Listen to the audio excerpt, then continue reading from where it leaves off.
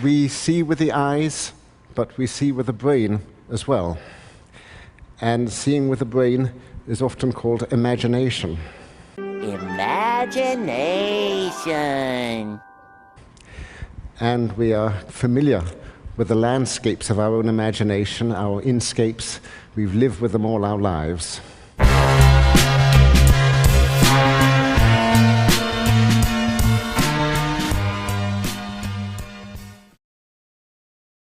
The concept of vision weaves its way through fact and fiction, one influencing and inspiring the other in a constant tandem throughout history. For example, in Greek mythology, as punishment, the gods would blind those who offended them, as in the case of Oedipus, whose own short-sightedness led to his literal blindness. The overlying flaw in Oedipus is his own lack of sight, but the theme influenced famous psychologist Sigmund Freud to construct the Oedipus complex. This is a prime example of vision interconnecting with thought processes, from the doctrine of fiction to the science of psychology. Both mind's vision and optical vision are studied in the field of psychology, with existing conditions like psychosis and schizophrenia. Yet how do visual ailments change a person's mental perception? One way to examine this is through the artistic expression of famous artists who have had optical disorders.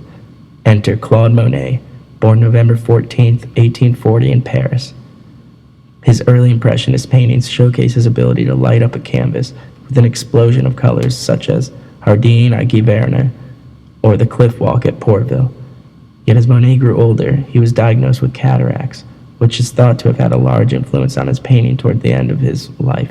Here's a slightly later painting of his called Water Lilies and Japanese Bridge.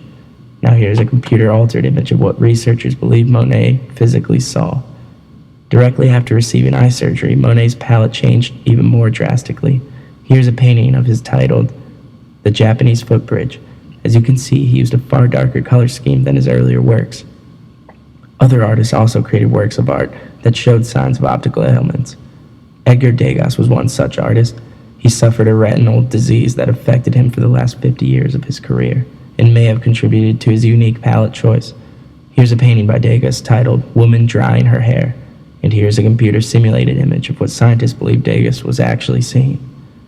These artists showcase how intertwined their physical vision is with their mind's eye representations as they take in the world and demonstrate their imaginative vision with their paintings. The mind's eye and physical eyesight both contributed to these great artists' works, and the concept of vision prevails even into more modern versions of art, such as Macaulay Culkin's character in The Sixth Sense. It remains a consistent theme to this day and captivates artists of all types. Yet you don't need to be a famous artist to see how vision affects you. What you can see can inspire awe, sate, disgust, arouse, and spark any mental response imaginable. Your eyesight and mind's eye work together to shape your external and internal worlds. As dangerous as it is to tell a story from a single perspective, as author Chimamanda Adichie has mentioned, it is equally as threatening to see the world and everything in it from one. So remember to take the time to close your eyes and reopen them with a different view on something. Go make the familiar unfamiliar, and don't forget that your mind's eye plays a large role in shaping your reality.